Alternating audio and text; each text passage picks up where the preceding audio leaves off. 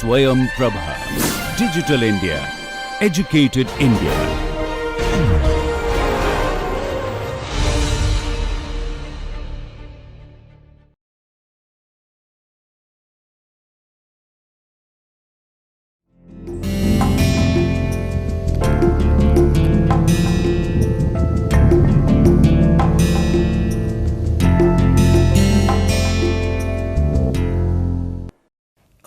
In this lecture, we are going to look at the packet switching technology and what kind of social, economic, political forces shaped this technology, and it gave rise to the internet that we are all familiar with today.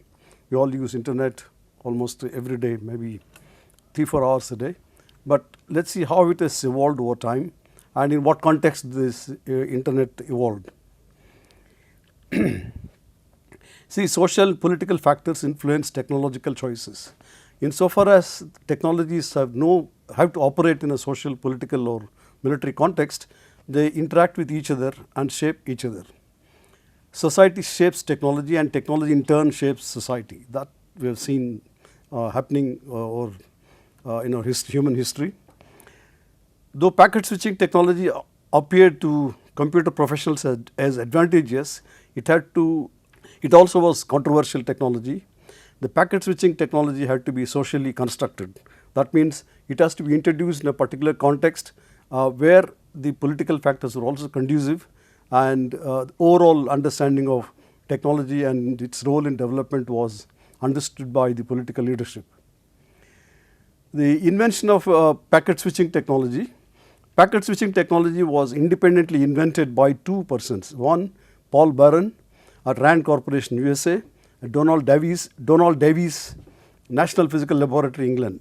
Both of them, that is Paul Barron and Donald Davies, passed on the technology to Lawrence Roberts, who oversaw the creation of Advanced Research Project Agency, ARPANET, which is again a US based project. That happened during late 1950s and early 60s. The governments in the US and Britain, which funded large scale projects in the area of computer science, saw that computers have strategic role to play in pursuing political goals. However, Barron, Davies and Roberts saw packet switching technology more from technical perspective. But there were pressures from national leaders to bring it into the operational mode as early as possible, because they could see that this was strategically important technology for the country's development. Packet switching technology was never adopted on the basis of purely technical criteria. That is, in a way, social political factors were influencing it, but because it fitted into a broader socio-technical understanding of how data networks could and should be used. This happened in the context of Britain, in the context of US. It means the technological choices are not always based on technical criteria, and several factors like political, economic, social, cultural play a significant role in shaping the technology. For example, what we have is Aadhaar card today, right? What are the kind of forces that shape the Aadhaar card, how it's being used now, for what purpose it's being used? We all know this, right? So I think a similar kind of a thing happened in the case of the packet switching technology or internet. And today Aadhaar card, we say that it is safe, data in Aadhaar card is safe, it is linked to your bank account, linked to your other kind of identities, but how safe it is a question, right? Same kind of questions can be posed also again on internet. How safe is your activities on the internet? Right? See, I think the evolution of this network, it evolved from a star network to distributed network. In the context of Cold War between US and USSR, which were building nuclear ballistic missiles, Paul Barron, a young engineer, joined the Rand Corporation and was worried about the preemptive strike which can lead to destruction of communications. So he developed survivable communications which could decrease the temptation of first strike. That is, he was concerned with the whole Cold War, where Russia, the Soviet Union and US were building up, stockpiling arms, and they were also, nobody knew who is going to strike first. There is a lot of tension going on during Cold War. He called survivable communications as distributed communications. In conventional communication system, such as the telephone network, there each telephone user is connected to a local telephone exchange, from where calls are forwarded to regional national networks. If the local office or local telephone exchange is destroyed, the users would get cut off from the network. This is, in other words, is a star network with a central node connected to several other nodes. It would look like this. This is a central node, like a telephone exchange where several individuals are connected with this, and if this is destroyed, if it is attacked, the whole network will collapse, right. So, that is the idea, that is a star network is vulnerable for attacks. Star network is the only central node which connects everybody else. If it is destroyed, all the network, the persons connected to the exchange will all get cut off in terms of communication. This is a vulnerable kind of network which military was using already, and people, even military officials, said that we are vulnerable with this kind of communication system, and something must be done to improve upon this. Then distributed network is what we all know today. In contrast, the distributed network would have many switching nodes, many links attached to each node. Such a network would make it difficult to cut off services to network users. That is, it is more distributed. Paul Barron developed message switching technology and store and forward switching. So, what it means, I will tell you in a minute. He gives the example of a letter that one posts in a post office, right. The post office, with the help of destination address marked on the postcard letter, would send it to the next node, that is next post office.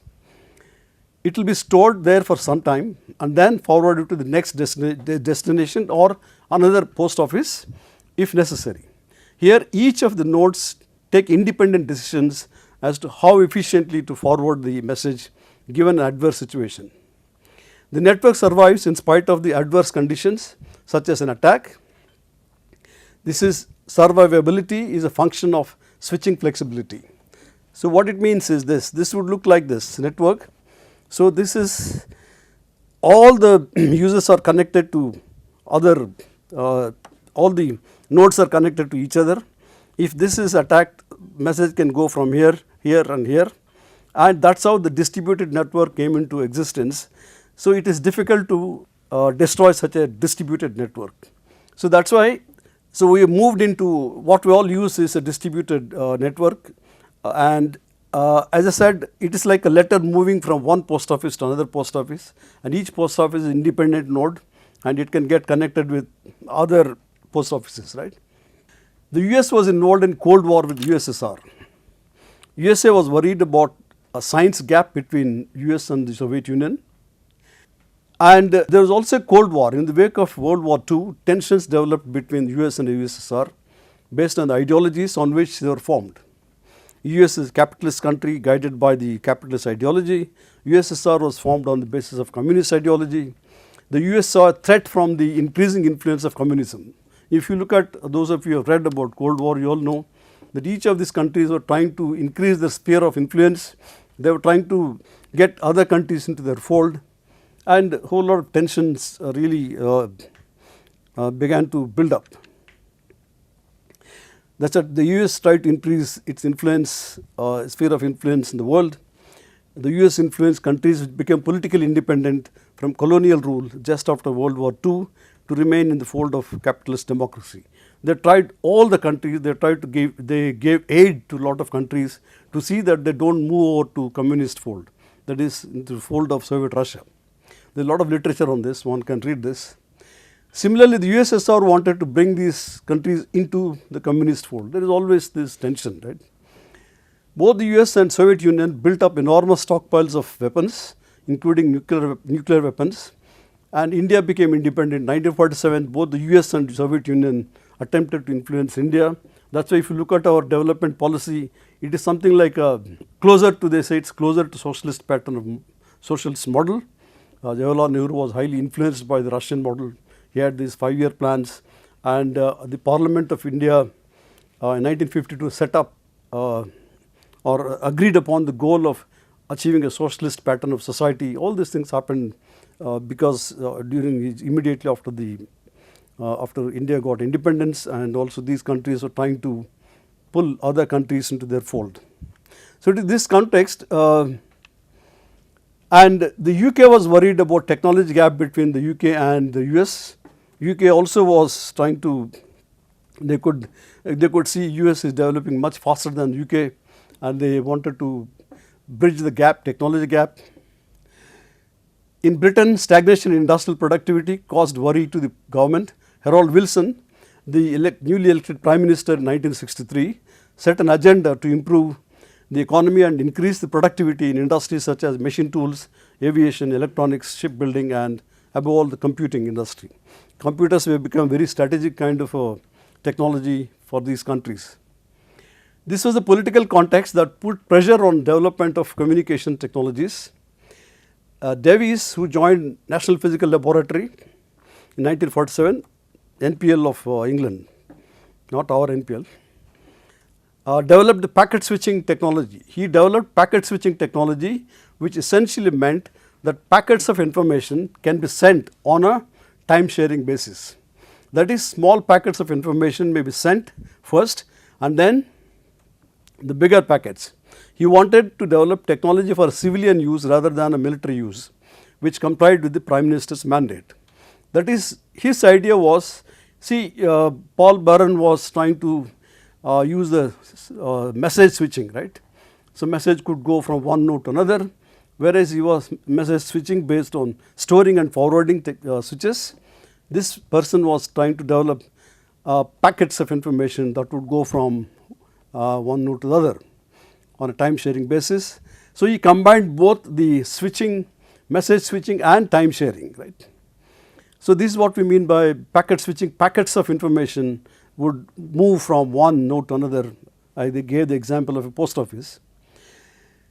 Notions of fairness and equity was built into this model, as those who want to send small pieces of information do not have to wait in the queue for a long time. So, first small pieces of information would go, small packets, and then later on bigger packets would be sent. So, this is based on an article which is available. I gave the reference at the end. Both Baran's work and the work of Davies ultimately led to the adoption of packet switching technology in the ARPANET. ARPANET is a advanced research project agency of the US, where they are also concerned with development of this communications. The project supported by RAND Corporation, NPL Britain, ARPANET US had much common in their approach, but also differences. But one could see differences that helped ARPANET to play an important role and an influential role in trying to incorporate this or adopting this packet switching technology for communications. Baran, Davies and Roberts made technical choices based on specific local concerns. Baran's concern was survivability in case of an attack. Davies was concerned with civilian use, and he wanted to make this network available for common man and also comply with the government's mandate. Roberts shared with Davies the need to develop interactive computing. So, the various interests came together. Each one had different motivations in trying to develop this technology, and ultimately sort of this technology was shaped by this kind of influences, including political forces. The social construction of packet switching technology in both the US and Britain, the computing technologies became policy instruments in the 1960s. In Britain, computer industry was seen as an instrument to modernize the economy by the Labour Party's Prime Minister, modernize British industry, and thus contribute to the increase in productivity, economic productivity, and it was all seen as engine of economic growth. In the US, computing technology prowess was seen as a weapon in the Cold War, which could be used against Soviet Union. There was a difference in the level of funding. US gave more funds than Britain, and the project when this project was on, And that is how several forces acted together to create this technology which we all using today. And actually, in the context of US, this technology was developed in a military context or in the context of apprehension related to an attack from the Soviet Union. And in the case of Britain, this was developed as a civilian kind of a technology which could be accessible to, which could be used by common man in communications for communication purposes. And the governments had interest in trying to showcase this technology as an instrument of economic development in case of Britain, and in the case of US, this was shown as an instrument in fighting the Soviet Union, weapon in the Cold War. So this is the reference. This is Janet Abate, 1999, Cold War and White Heat, the origin and meanings of packet switching. This is available in the volume, The Social Shaping of Technology. Now this is what we use today. The internet came out of this kind of developments, and the most important thing today is we are using distributed network. Our internet is a distributed network today, and several challenges are there right now. For example, we are talking of rights of internet users, right? What rights does an internet user have? What rights do internet users have? At least we can recognize these rights: right to privacy, right to dignity. How should these rights be protected? That's the question, right? One, ethical use of the net by users is the first step, and responsibility of the users, internet service provider, and the government, right? So I think these are the important challenges, and I would like to throw up these questions for discussion. Perhaps you can, if you didn't understand packet switching, tell me, we can clarify this. Paul Baran was using two kinds of switches. One is message switching, and message switching meant that messages went, bulk messages also went from one node to another. They stayed there for some time and then again went to another node, right? Whereas this person is saying, if you have bulk message, if bulk message users may affect the interests of people who want to send small packets of information, right? So allow the we should allow first the small packet messages, small packets, and then allow bigger ones, right? So that's how he built in the principle of equity into this network. It is both a message switching technology with storing and forwarding plus time sharing technology. When people send messages on internet, we also sharing time, right? Time of the net, right? So which will go first? So that will be decided by whoever service provider is. That's how it takes a longer time to download a big file. It takes a short time to send a quick message on email, right? So this is how this whole technology is built now, and we are all using it. So the questions today everybody is asking is this: we know what kind of things happen on the net, right? They are vulnerable. People put out hate speeches, people try to give threatening kind of messages, and people try to commit fraud. All these things are happening. So how does one protect the users, right? So that's a question. For example, we are talking of net neutrality, means according to the net neutrality, we should not interfere in this, and of course at the same time protect the users from this kind of infringement of the rights, and this right to privacy and right to dignity is very important in the context of using the internet, right? So, Government of India is trying to bring out a certain kind of a regulatory framework to look at this internet users, the internet use, and of course the internet penetration is still not very high because we don't have connectivity, we don't have problems for connectivity is there, problems of access to, for example, computers and so on is still a problem. As we move along, I think these questions are going to be extremely important in our context. One is responsible use of the net is very important, but how many people use with responsibility, right? So that's an important question that is assuming a lot of significance today, right? So any more question on this? When you earlier discussing earlier slides, you talked about the star network and this Distributed network. So how different this distributed network is from a star network when we see the shutdown of internet in during the political instability or curfew situations in Kashmir or some other places. Okay, there also we can see the kind of government shuts down in wholesale. So Yeah. it is, there is a no node working there in that situation, Yeah. that you can transfer any small packet of information from one place to another because it shuts down the entire system.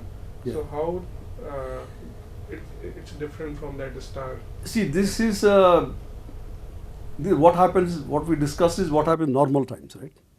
In times of this kind of emergency, this kind of political unrest, obviously the government will come in because they don't want rumors to fly around, right? They don't want false information to be put on the net. They don't want any kinds of ideologically motivated kind of information to be put on the net. Of course, government do. Everywhere it happens. US also they shut off in some situations. And today US is supposed to be, the US society is supposed to be the most watched society by the government. The surveillance, the US surveillance system is so sophisticated that every household is watched, right, if they want to. So I think this. Even if we talk about the military context, Uh, and the enemy identifies a particular node that is very significant and from where the real information is coming or sending to other nodes. So the enemy can destroy that node also, which will cripple all the nodes that is connected to the distributed network. So how it safeguards that kind of vulnerability, as you mentioned in the. See, in the distributed network, what I am saying is that even if you destroy one node, there cannot be a central node in a distributed network. No, the messages can go from another kind of links, right, that we have. You can always choose and pass through this network, these nodes. That's how it works. That's the reason why Paul Baran devised or developed this kind of technology where even if one node is destroyed, right, others can work. One can pass the information through these networks, through these nodes. Yeah. But normal times. But in extraordinary times, I think government will come in. They are going to take some decisions with respect to what should be done with the internet, so on. So one more question, as you said, when this technology was being developed, so there were several forces, political forces, Yeah. involved in shaping this technology. Was there any political force which was opposing this kind of technology to come because they might have anticipated the kind of problem this technology will create for the future generation, as we are suffering, like lynching and all these Yeah. things? See, when we look at these technologies, we should recognize two kinds of consequences. One, a intended consequence, then another set of consequences which are unintended, right? So intended consequences are those, this internet would facilitate communication among people, okay? And it's going to make life much easier. But unintended consequences are this: using this net for fraudulent purposes, right? Putting all kinds of material on the net which is undesirable. All these unintended consequences. Of course, we have to really work out how to check this, right? So that happens with all kinds of technologies. So one has to really address this question. Nobody would have anticipated. People would have thought people are going to use it responsibly. We would not have realized that to what kind of use it can be put to, right? Some people, it's an important facility, important kind of a technology, which enables us to send information quite fast across countries, across continents. The other also, people are using it for various nefarious purposes, right? That has to be checked. That's why this protection of users, right? There must be some, at different levels, there must be protection mechanisms like internet service provider. How the service provider is going to filter these messages? Is there a mechanism of filtering, or the service provider will keep off? And then what is the role of the government, right? Right. So the government also must come into picture. For example, whenever there is a fraud committed online, we have seen so many things, right? Somebody from Nigeria sends out, look, we have got a beautiful car for sale, right? You come and pick up from the airport, and at the airport you pay 2 lakhs and so on. Somebody will collect the money and vanish, right? This happened in several cases. So how does one address this? Then it becomes a kind of a police case. Police have to intervene and see what they can do, right? Of course, this kind of cases relating to internet fraud has been increasing. The number has been increasing across many cities, big cities especially. So I think one has to check these things. There is nothing like a foolproof or fail-safe technologies. There are risks involved. One has to address these risks and see how one can minimize risks. You cannot eliminate all kinds of risks. So, don't you think this whole regime of technology makes the political relation in the society very much imbalanced, because on the one hand, the state is very much hand in glove with those internet service obviously, right, yes. providers. We do talk about rights of internet users and all, and we have been talking about for since it came in the existence or all. But how far we have been successful in putting checks on the government or on the service providers? For example, this recent Facebook case, this Cambridge Analytics and all. Yes, right. So we are not actually making any development in that direction. We are just talking about rights of users and all, but we are at all not talking then about. I think, see, the regulator is important, right? Mm-hmm. So the question is, who is going to regulate the regulator? That's the problem, right? How are you going to In this globalized context? setting, So how are you going to? That's why there must be some international effort to check this kind of issues. It can't be done by one nation, one country, because it's a global problem. I think there must be some mechanism at global level, international level, to address these questions, right? So that's the only way to tackle it.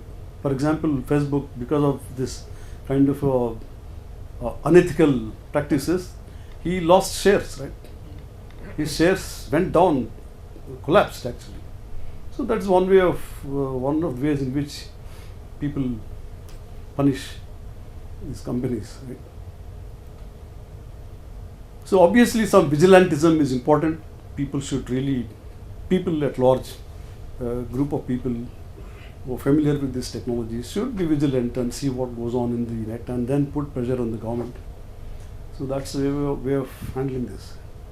Because who is government? Government may not know what all is happening on the net, right? Unless we bring to the notice of the government, right? Police, government. So some vigilantism is extremely important in this. So also responsible use means users should not put out too much personal information on the net, right? Which can go against them, right? So we should decide what is it that you want to share on social media. So that there must be some restraint on that, otherwise it can lead to problems. Yeah? Sorry, my question is that now Aadhaar card is made compulsory for every Indian. Yes. So we know there will be fraudulence, but how far this star network and distributed network can check all these things? See, Aadhaar card is a database, right? Yes. Yeah. So Aadhaar card database of information about individual citizens in the country, right? Yes. It must be sitting in a server. So I gave the example of Aadhaar card to say that this kind of digitized information in digital form sitting at one place is not the safety of this information is questionable, right? So I'm sure you read some time back the TRI chairman, some Sharma, he threw a challenge to somebody, gave his number, Aadhaar card number, and said, find out about my details. Some French fellow had dug up all the information about him, right? It means it is not safe. He was saying this database is very safe. But next day he got this, so found out all the details about this Sharma ji. So I think that's why one must be very careful. One should ensure citizens' data can be used for fraudulent purposes by people. People say Aadhaar card, link it to bank account, link it to your PAN card, link it to this card. So you are making your personal data public, right? Almost public. Yes. Anybody can use it, right? So this is what make us vulnerable. People vulnerable, right? So people, credit cards can be cloned, right? Your debit cards can be cloned. So how do we ensure that our data is protected? So this is a big issue. Data security is a big issue in the banks and with big databases. I'm sure I don't know how many people across the world are using Indians' data. We don't know, accessing the data. So it begs the question, rather than focusing on or broaching about this issue of potential threat on infringement of civil rights, Yeah. why can't we focus more on the source of problem? Why Aadhaar card should be there at all? That's a question one should raise, Yeah. right? I think there was some discussion on this. Should we really have the Aadhaar card? And slowly first it said, Supreme Court said you can't make it compulsory. It's a voluntary. But what happens now, you go to any office, they say, where is your Aadhaar card, right? Get your driving license renewed to go. If you go to get your driving license renewal of driving license, that will ask Aadhaar card de dijiye, right? It is, although Supreme Court said it can't be made compulsory, one doesn't have to show Aadhaar card for these services, but the government offices insist, right? So what do you do at that time? You have to get your work done. You can't go to Supreme Court with this complaint. It's everywhere, it's happening, right? So that means you are giving out your Aadhaar card data to various organizations. When you go to get your driving license renewed, you give there. When you go to civil supplies office for something, you give there. When you go to banks, you give there, right? Everywhere you are asked to give, right? So your personal details are becoming more and more vulnerable for kind of use by others, right? This vigilantism, people should write about it, people should discuss this, have workshops, informal meetings, whole lot of things have to be done, right? So I only gave this as a case study how it developed. After it developed, what are the consequences that we have to face, right? We have to sort out these things. So unless some vigilantism is there, worse things can happen. See, the government also, we should be able to tell the government, look, certain things you cannot ask for Aadhaar card. But that license renewal fellow will say, sir, if you don't give Aadhaar card, no renewal. Right? So that's how we are becoming more and more vulnerable, right, as citizens. Yeah. See, one more thing in our country compared to Western countries, the relationship between the state and the citizen, the way it evolved in the West, right? It has not evolved here. In Western countries, the citizen knows what his rights are, what kind of obligation the state has towards citizens, right? We don't have that kind of relationship emerging in our country yet. So one has to wait, perhaps.